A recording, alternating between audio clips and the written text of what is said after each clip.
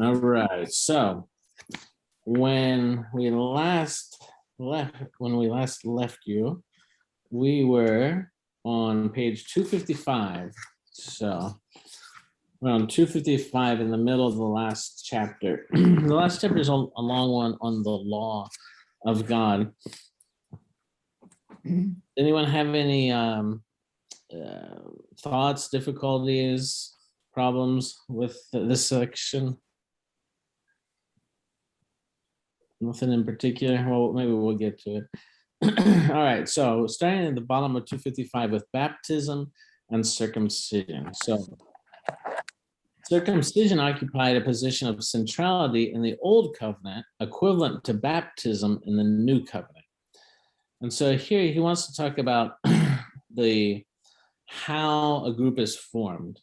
What is the entrance ritual into this group? And so he's saying that the circumcision constituted the people of Israel not as a national entity, but as a family, the family of God, because the circumcision came way before the law was given, for example.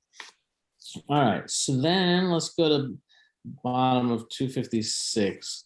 So he's talking there in 256 about the kind of what would have been the debate at the time that we get a glimpse of in St. Paul's letters and also in Acts chapter 15, if you're with us for the Acts Bible study.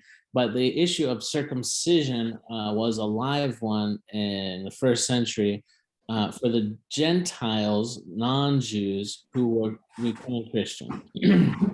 So he goes over the kind of back and forth about this, but the issue is whether the Christian baptism was replacing or was simply an addition to circumcision. And we know how it turned out. So at the bottom of 256, it says, circumcision not only or even primarily of oneself, but of all the males of one's household, including even slaves. So he's talking about that this act was what made you a member of Israel. Because remember, Father Stephen has argued earlier in the book that at the Tower of Babel, God confused the tongues. He sent away the 70 nations. He assigned an angelic being to guide each of these 70 nations.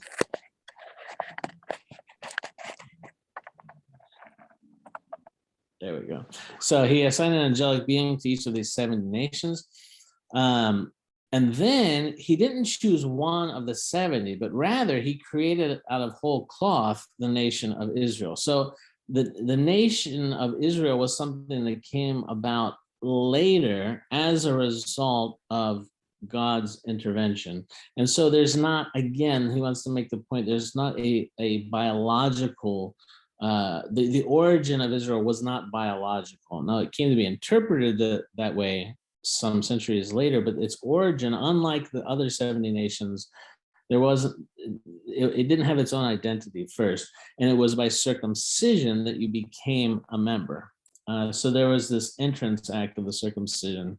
And the point he's making here on 256 is that circumcision really wasn't understood as an individual act. It was something that, as the male, anyone in your family was covered kind of by your circumcision, your entrance into the people of God, and they participated in the people of God through the male. All right, is everyone following me? Okay. All right, so then he says at the top of 257, it's not based on biological ethnic descent. Rather, it was based on faithfulness in keeping the commandment of circumcision, 1, and 2, walking before the Lord in righteousness. So what is this parallel? If we go to Matthew 28, the so-called Great Commission, before Jesus ascends, he says, go therefore to all nations, baptizing them in the name of the Trinity and teaching them all that I have commanded you. So basically these same two things. So instead of the commandment of circumcision, Jesus says, go and baptize them. And then instead of following the law, you have walking before the Lord in righteousness. So in other words, teaching the nations all that he has commanded. So there's the sense that it's a replacement. The baptism is a replacement. And then he goes on to argue in the middle there of 257 that Abram was actually a so-called Chaldean. So there was, again, nothing, it's not a biological foundation. All right. Right. All right. Then top of 258, he's talking about the roles of men and women in the ancient mind.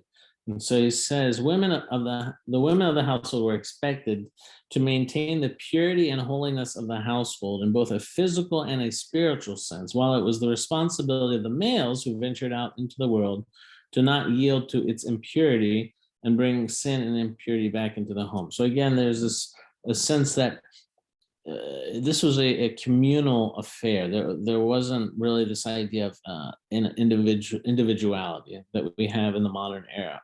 So each unit kind of had their roles. All right. So then 259. So from that kind of point about the expectation of the women to maintain purity and holiness, then he goes on 259. He says, it is a responsibility of the church to protect and maintain that holiness because she is his bride, Christ's bride. So there's this parallel. Christ is the head of our household of the church, and we as the church assume the role of the women in the household, and we're called to maintain our purity and holiness, and the purity and holiness of the whole church as his bride. Yeah, so the bottom of 259, he again says, circumcision was never an individual act or pledge, and that baptism should be understood in the same way. All right, 260, the sacrifice to end all sacrifices. So here he gets into a little bit of maybe apologetics. He's talking about, which he's mainly avoided throughout the book, but anyway, he's talking about for most Protestant groups, all the law of God related to sacrifices has been done away with.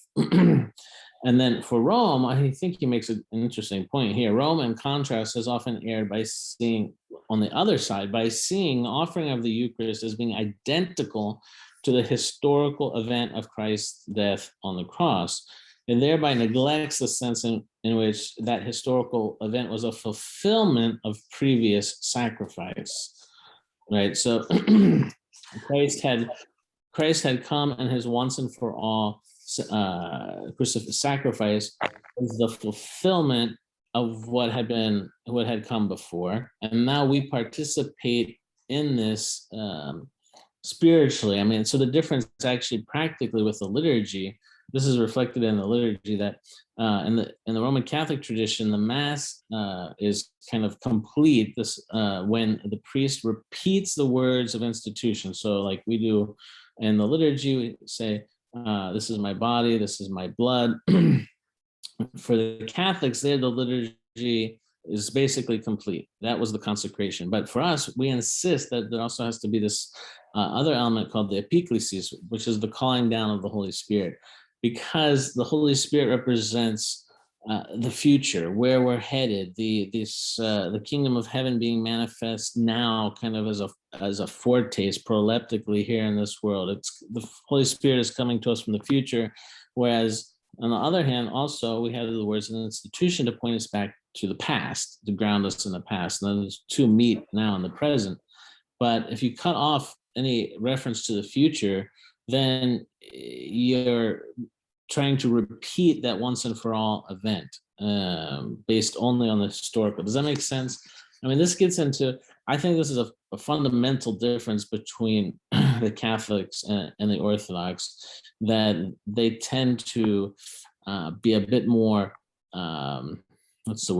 emphasize the role of Christ to the detriment of the role of the Holy Spirit, I would say. Whereas in the East, we tend to lift up the Holy Spirit maybe a little bit more, which means looking a little bit more looking toward the future rather than just on the past. And then this, yeah. Okay, I converted to Orthodoxy from being a Methodist. And one of the very first things I ever noticed was the new emphasis on the importance of the Holy Spirit. It's just in everything. It just permeates the whole faith. Yeah, that's, and the Methodists, do accept the role of the Holy Spirit. I mean, it was important to Wesley. Holy Ghost. Yeah. Oh, that's good. That's interesting. Yeah. So this actually connects to one of my spiels that I like to go on every once in a while about the importance of the filioque clause in the creed, that we say it's tied to the same tendency, because the addition was that the Holy Spirit originally, the original creed was the Holy Spirit proceeds from the Father alone. And it set up this idea that the Father was kind of at the apex of this triangle. He had this monarchy, but within equality. But when they added that, they subsumed the Holy Spirit underneath the Son. And so when you say the Holy Spirit proceeds from the Father and the Son, it puts him in an inferior position.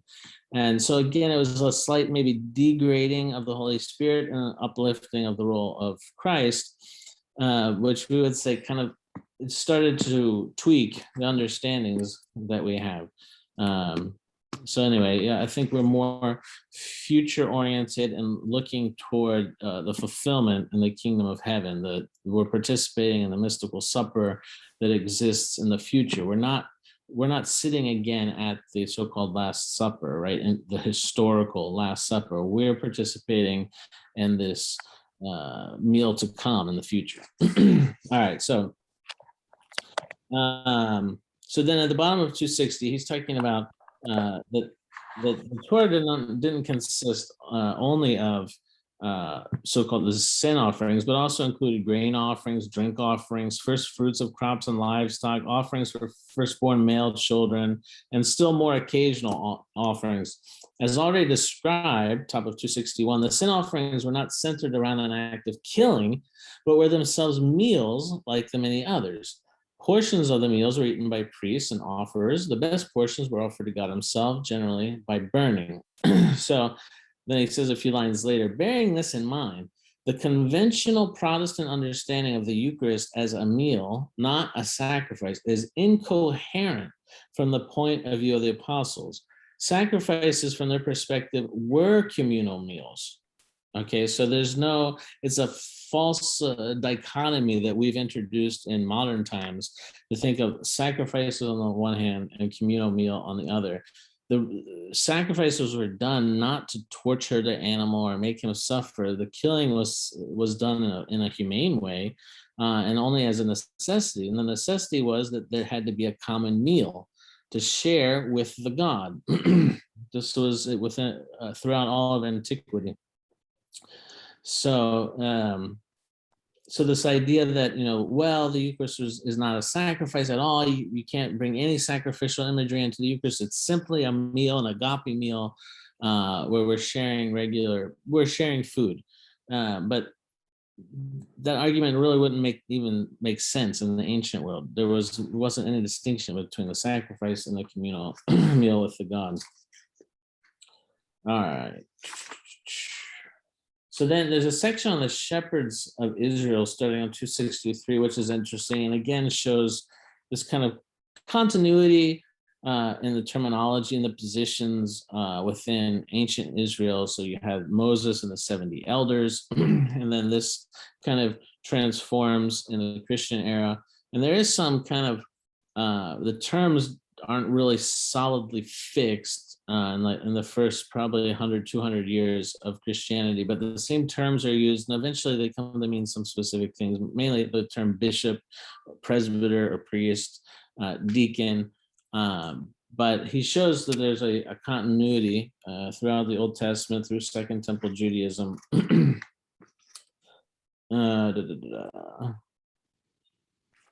Right. All right, so then the afterword. All right, the afterword was very short.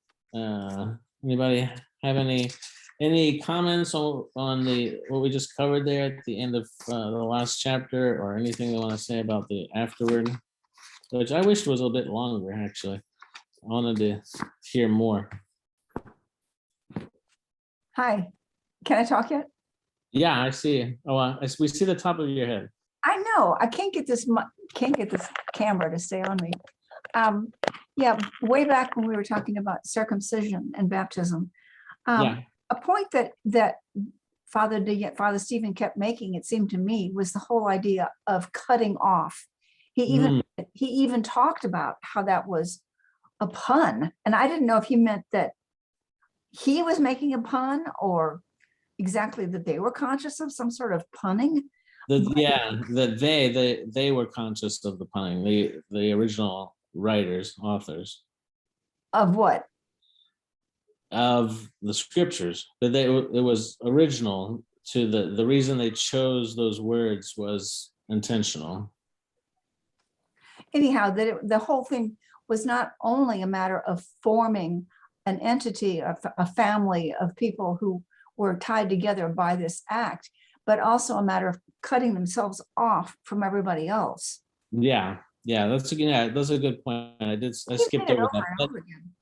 What's that? He said it over and over again. He said it in terms of Christ and baptism also. Mm-hmm. Yeah, and then that runs into this idea of the role of the woman, keeping the holiness and purity of the household, the role of the church, then also keeping this holiness and purity, in other words, cut off, separated from evil. Anybody else have anything? I have another one. Yeah. Okay. I mentioned this to you the other day about the women who were diaconess, and their job was to stand at the gate. And I'm not sure what they did there, but what happened to all that? Oh boy, well, that's a big question. But yeah, he does outline there in the part about the shepherds of Israel that we know that there were 4 offices, so you had the bishops, the priests. Eventually, these are the 4 offices, and so we're talking maybe as early as the 1st century. So early on, these offices developed. So the bishop, the priest, the male diaconate, and the female diaconate. So we do know that there was a female diaconate. St. John Chrysostom has an existing letter that he wrote to a female deaconess. And we're not talking about wife of a male deacon, though there is some confusion with the terms there sometimes. We're talking about female deacons, but the problem is we don't know exactly what responsibilities they had. Kind of like this reference, I'm not familiar with the Old Testament reference to the women being gatekeepers at the tabernacle. But so there's some uncertainty exactly what roles they performed, and then exactly who was eligible. So it seems, for example, St. John Chrysostom's letter that he wrote to a deaconess, that she was a nun. So it seems that at least some of the time they only had female deaconesses who were also monastics or proto-monastics. And then there was a time with the female diaconate basically dropped out. I can't remember right now exactly when. I want to say maybe 6th, 7th century, something like that. But the female diaconate dropped out, and then there was really talk about restoring it only with Saint Nectarios. He founded a female monastery, a convent on Aegina, and he actually found the old prayers that were used to make a nun into a deaconess. And so he reinstituted that. And then there's been some debate about it since then. But I think currently right now there's like only 3 in the whole world, the Orthodox world. They are actually in Africa. I can't remember which country, but the Patriarch of Alexandria in Africa ordained them, because there were some tribes in Africa where there were gender roles were very separate, and so it would not be possible for a male priest or a male deacon to minister to women in certain cultures. So for that reason, they reinstituted it. But I think again, it's only like 3 have been done. So I've heard Father Lawrence Farley wrote a good book on like orthodoxy and feminism, and I think he makes the point in there that deaconesses were used in the early church in situations where a man couldn't minister. Yeah, that was the point. I mean, and especially so in gender, in cultures that were and are even today in Africa very conscious about gender divisions, that women should be with women, men should be with men. You know, I would say the same probably in Muslim countries, that same kind of general perception still exists. So then for a practical reason, I think that's the underlying principle, is that it was for a practical reason, so that the church could minister to women in these kind of situations. So yeah, it's an interesting debate. I'm actually translating a book right now of essays on this topic.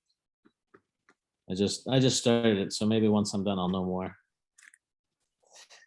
All right, so on the afterword, anybody, so very top of 269, he says, the primary aim of this book is to demonstrate the absolute continuity of ancient Israelite religion, meaning, you know, Moses, David, the religion of the Second Temple. So we're talking from, you know, the mid 6th century BC, 1st century AD Christianity, and the religious life preserved and practiced in the Orthodox Church now, today, that we do.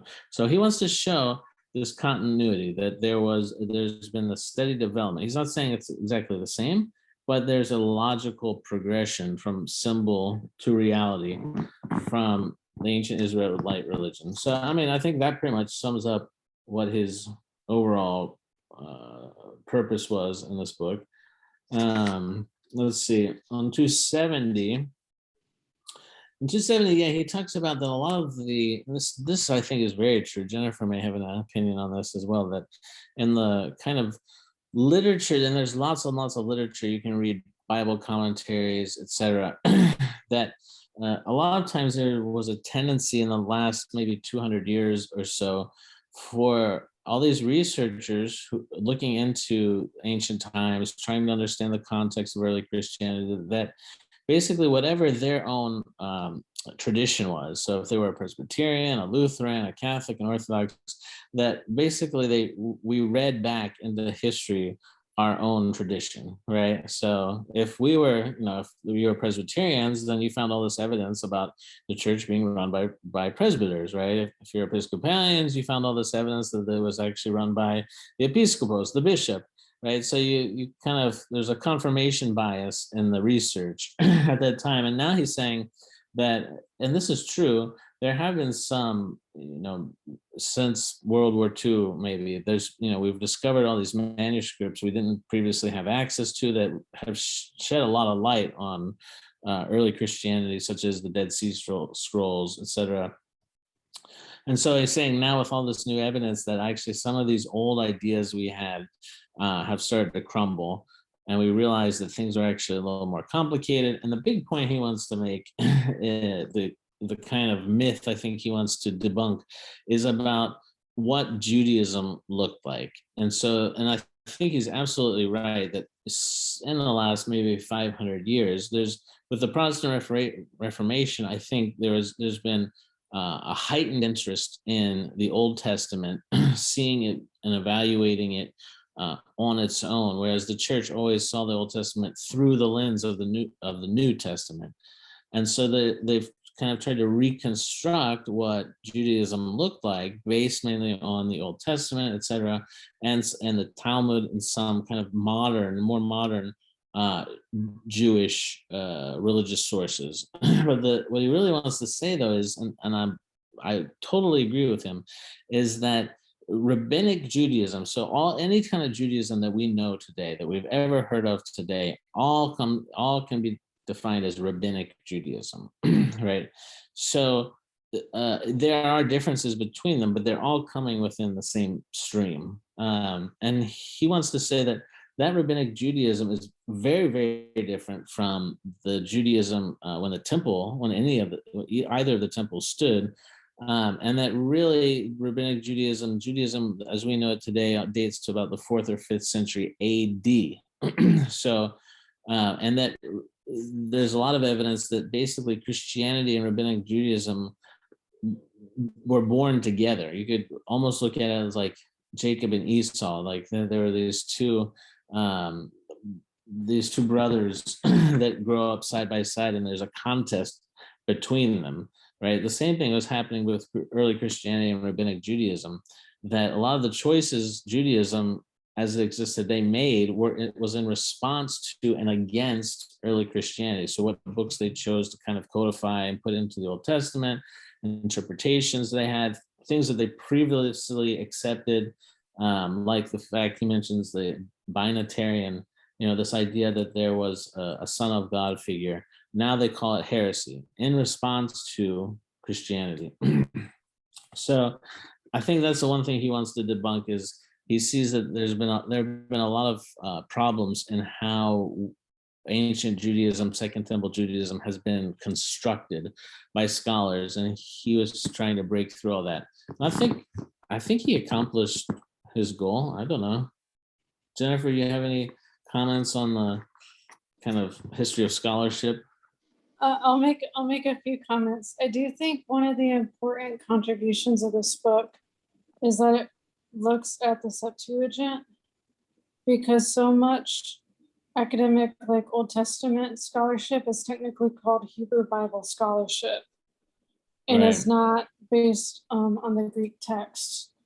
I do think like Second Temple is something that's growing in scholarship. One of the things that I think has struck me throughout the book is that I feel like he's trying to put out new ideas and new perspectives and new arguments. And that's not something we're really familiar with in Orthodoxy, because everything we hear is that the tradition doesn't change. Right. So I think there is a bit of a tension between like academia expects new, original, no one's ever said this before, and Orthodoxy is about continuing in an unbroken tradition and not doing things new or coming up with new ideas or ways of doing it. So I think the book is like existing in that tension. Yeah, there's a certain irony there. I mean, yeah, I think, but I wonder if the book would be quite as what's the word, explosive or kind of revealing or surprising if we were Orthodox in a traditionally Orthodox land. If we were in Greece or somewhere like that, would the book's findings really surprise us that much? Or is it the fact that growing up here in the West, we've kind of inherited a lot of Western ideas, just kind of like through the mist of the culture, and that's why maybe it's more surprising to us, or why this book appears here in America. I wonder. I mean, yeah. I think Go ahead. like growing up Protestant, I heard nothing about Second Temple things. Right. I heard a lot about Old Testament things, but like very much Hebrew Bible framework. And so I think for a lot of American Christians, like Second Temple is not a lens that they see the Old Testament through, or really know much of anything about. Yeah. And I think that applies to a lot of converts into Orthodoxy as well. Anybody else have any thoughts on the book as a whole? Any unresolved kind of question marks after finishing the book? I think this is definitely a book that's good for a book club, because it's a little bit dense in parts, a little bit confusing, and so I hope it's been helpful to people as we go along, so you can follow what he's saying. But is there anything that you really still don't get? I mean, or anything bothering you, or maybe what's if you had to tell a friend about this book and why it's interesting? What's like the one takeaway that you would give them to pique their interest?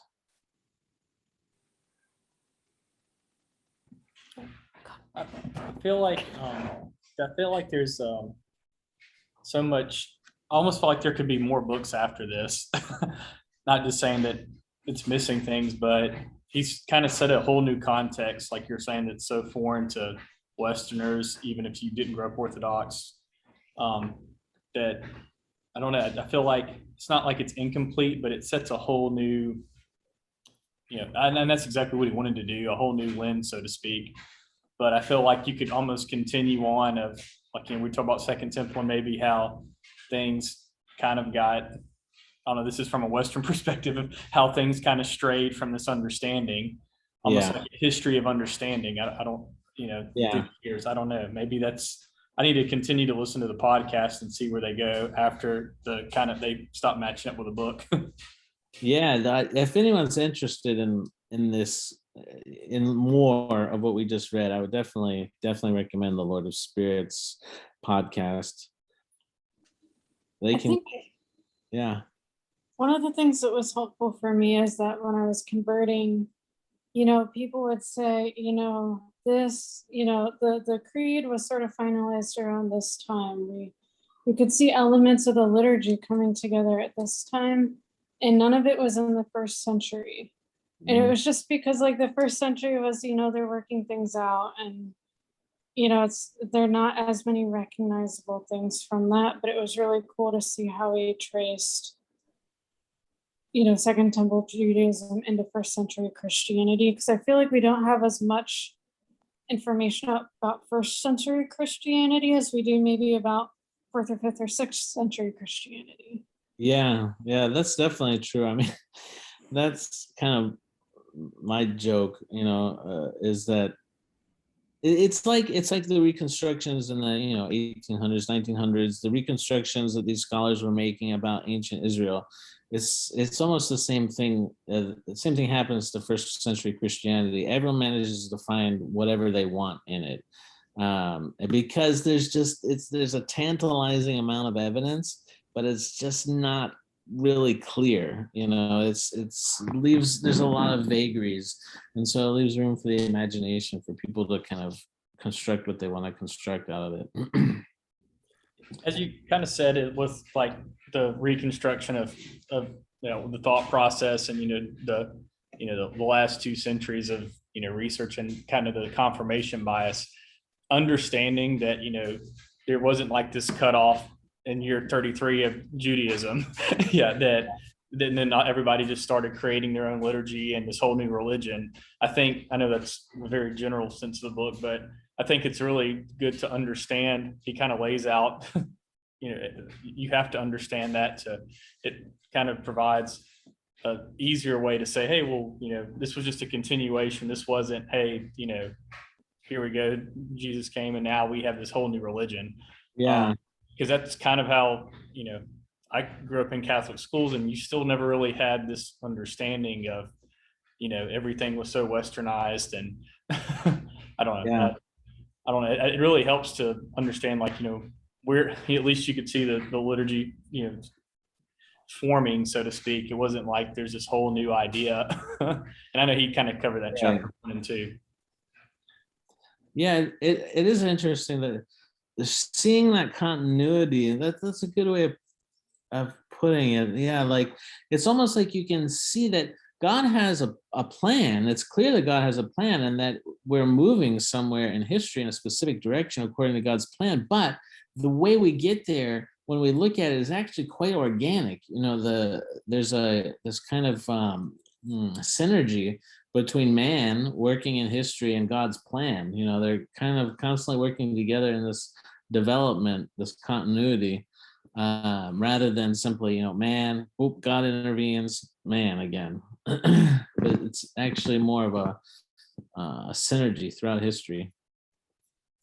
What do you think should be our attitude towards Israel and Judaism right now? I mean, I feel like I'm supposed to be a bit more sympathetic to the whole to the whole concept of Judaism. Well, I mean, that's a good question. I would say that among modern Protestants, over the last, really, 19, World War II, there's been a strong among these Protestants who have this view, instead of the Orthodox view of reading the Old Testament backwards, in other words, reading the Old Testament through the lens of what we already know has been fulfilled in the New Testament. Instead, they approach it differently, as these are kind of two sets of facts that don't necessarily have a priority one to the other. And so I think politically, you have this development of Christian Zionism, especially in the 1970s, fueled by this kind of Protestant theology. Though I would just point to the fact, not expressing my own opinion necessarily, but just point to the fact that if you look at most of the Orthodox countries, especially in the Middle East, if you look at Syria, for example, or the Orthodox Church in Lebanon, but even elsewhere like Greece, Russia, they're very, very sympathetic to the Palestinians in the current sort of current situation since 1949 there. So I don't think Orthodoxy, I don't know, it would be hard to kind of pin down Orthodoxy's position, but I would say that you do see a little bit of contrast to the kind of hyper pro-Israel stance of some modern Protestant groups. I don't think we're there for sure.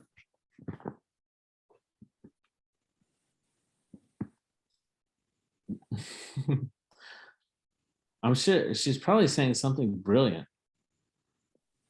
Kidding? I know you're kidding. No, so we didn't. I don't have anything that brilliant to say. I'm just thinking about how am I supposed to think about the fact that my religion is based so much in Second Temple Judaism. Am I, the new Israel? I don't have the warmest feelings towards Israel. Okay, I'm on the Palestinian side, but Yeah. I think, I need to go back and talk some more. Have you talk some more about Rabbinic Judaism, because I don't understand I have no idea what it is. As opposed to, it's basically an outgrowth of the Pharisees, really. So if we're going back to Jesus's time, first century, the Pharisees were a sect within Judaism, but with the destruction of the temple in 70 AD, that was really the key historical point, because really all of Judaism was focused on the temple, right? And the only sect of Judaism that was prepared for the loss of the temple was the Pharisees, because their focus was much more on the life in the synagogues and the study of the scriptures, right? So this becomes the natural replacement. So the center of Judaism shifts from the temple in 70 AD, all of a sudden to the law. And then, in my opinion, this is what gives it's almost natural that the Pharisees would be the one to survive the destruction of the temple and then the destruction of Jerusalem.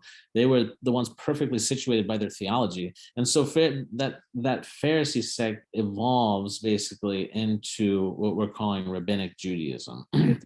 So even if you look at the first century, you can see that there are huge disputes about what is true Judaism between the Pharisees and, for example, the Sadducees, and so if only one of that survives, by definition, it's only representing one kind of piece of what existed before the first century. So it's like, a new creature is born, and you could say that Christianity already, had its seeds.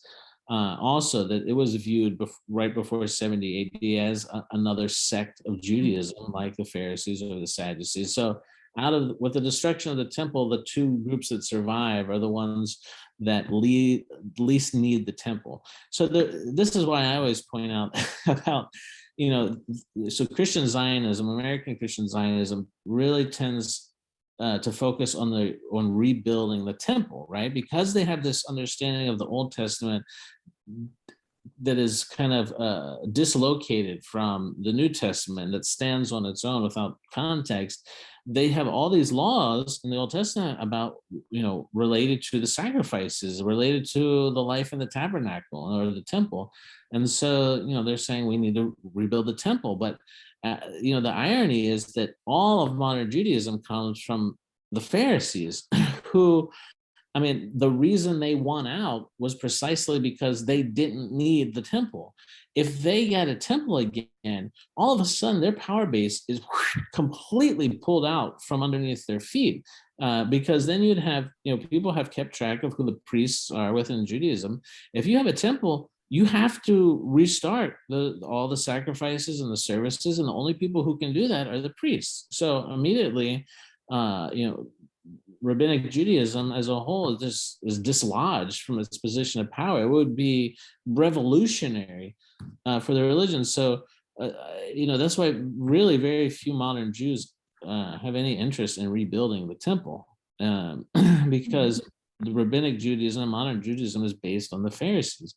The issue of the temple is really crucially important to the first century, and that's why you see so many references to it. Like even the epistle on Sunday, St. Paul, remember at the end of the epistle, he was reading, he was talking about that we are the temple, and all these questions from the Samaritan woman at the well about the temple. St. Stephen's speech in Acts, again, about the temple. This whole issue of the temple and its importance and how things have changed, was really important, and probably helped Christianity, because again, Christianity didn't need the temple. You associate the temple so much with, am I speaking? Mm-hmm. With sacrifice. They could not do a sacrifice in a synagogue?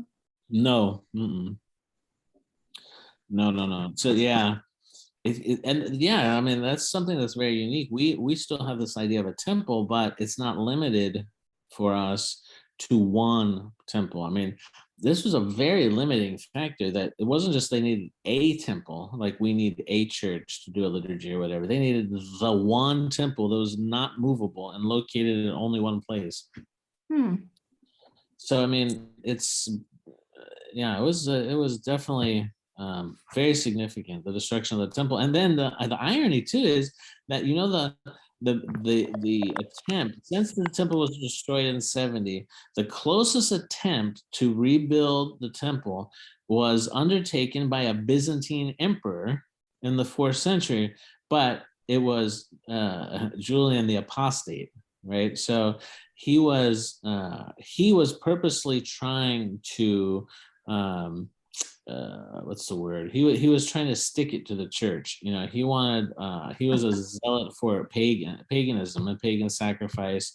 He liked the sacrificial element of ancient Judaism. It kind of lended a kind of what's the word? Prestige or something, legitimacy to this idea of sacrifice. And so he was undertaking, by his own expense, to rebuild for the Jews the third temple. And it was really a shot at Christianity, trying to sink Christianity. So the irony is that, in the last 2,000 years, the closest attempt to rebuild the temple was by someone who hated Christianity, to its very core.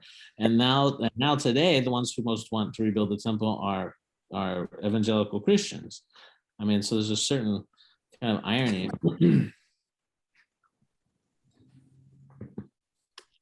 Anybody? I'll say, like, growing up evangelical, it was an interesting point when, like, in college, I realized that some of what these evangelical groups say about Israel are not actually what many Jewish groups want. Yeah. Or not necessarily what would be most beneficial in the current Israeli-Palestinian situation. I And so I agree. think for a lot of like, especially evangelicals, like it takes a while to think through that and to see through Yeah. typically what some of the most strident elements of that movement are saying. Mm-hmm. Because like your moderate evangelical really isn't going to talk about it much, but the most strident ones will. Right. Yeah. Or the bumper stickers about it. Yeah. It's that's a hot potato topic, obviously, but I would say the church's position doesn't really, the modern debate since 1949, I don't think it really has very much to do with religion at all, really. I mean, I think it was influenced more by this burgeoning nationalism that started, in Europe in the 19th century, and that, the religious aspect was just kind of a convenient crutch. And then, the Christian Zionism movement is, just very strange.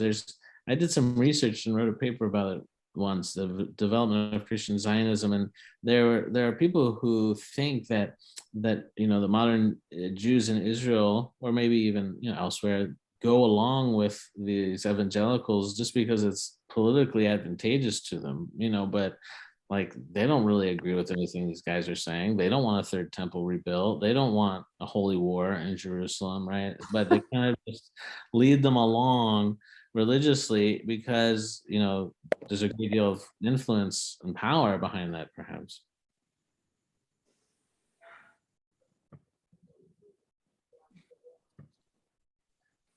Now we're really into the controversy. So anybody else have any final thoughts about the book? I just keep thinking about what you said about what if we, well, I don't know if you said exactly this, but if we had someone who was actually from Greece and was Orthodox and was listening to all of us, when we were talking about the demons and the giants and how much more interesting that context would have been to add to our conversation about, does this really exist? You would be like, yeah. Yeah, I think some of the stuff would still have been like, that sounds strange, but I think in general the Greeks do a better job of living in a symbolic world. They easily navigate symbolic concepts, whereas I think Americans, we tend to be a little too literal. It's harder for us to think in terms of symbol, because we just want to know, symbol, whatever, that's not real. Like, what's real? What are the facts, right? So I think they wouldn't necessarily know all these things, but the kind of language that he's using, operating in symbols, with the giant clans, I wouldn't see them getting all perplexed about the giant clans. Like, they could see it, how it works symbolically, whereas in American mind it's like, this is very strange, who are you talking about, how tall were they, like, Also with us, it's always about like, is this a story or did this really happen? right. Not symbolism, but like, is this a story? And a lot of times the story is what happened. Yeah, What happened in the story. So trying to like parse those out and decide, okay, is this real or not? It becomes a futile, becomes a futile argument.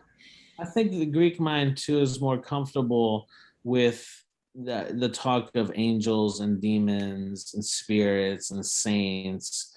That would be like, duh, like, of course, they would, of course there are angels and spirits and demons trying to give us thoughts, and of course the spiritual world exists. They're much more in touch with the spiritual world. It's more entwined with their daily life, whereas for us, the spiritual world is kind of like on the margins.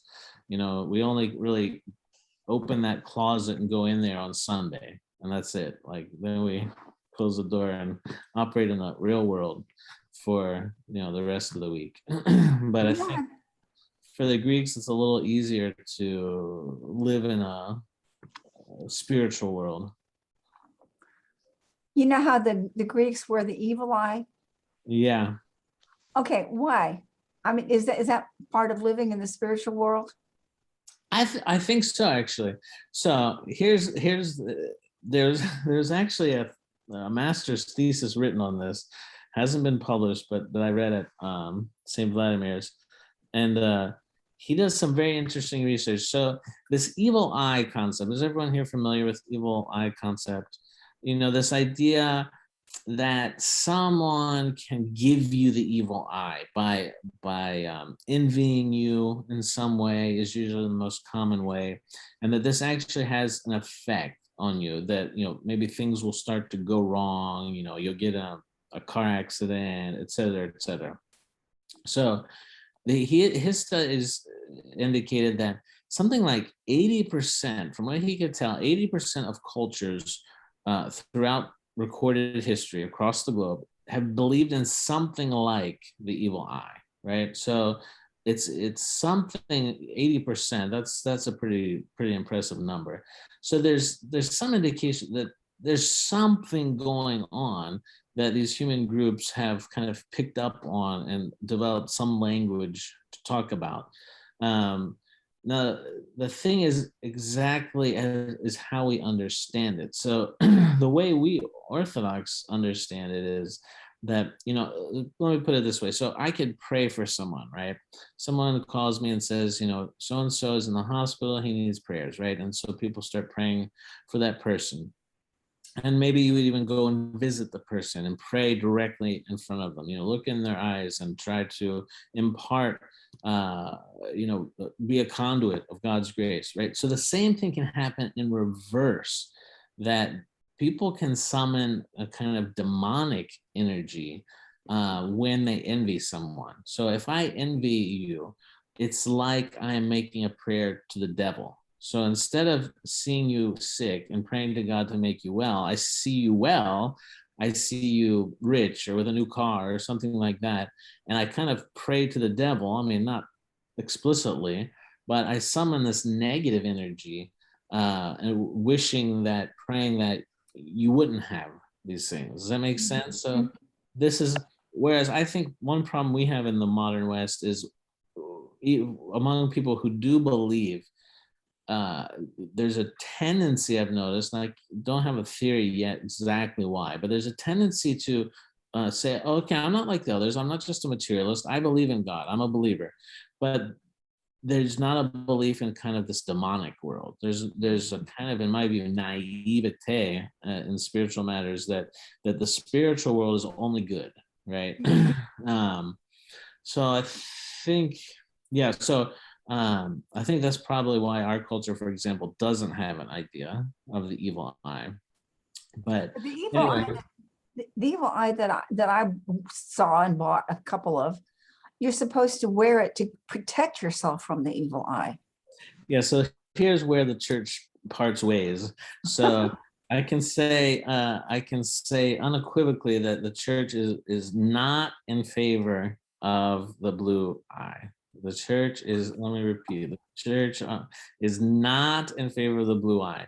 That the blue eye is coming, at least most immediately, from the Turkish Ottoman culture into Greece, and it's reflecting another tradition about the belief and kind of how spirits work.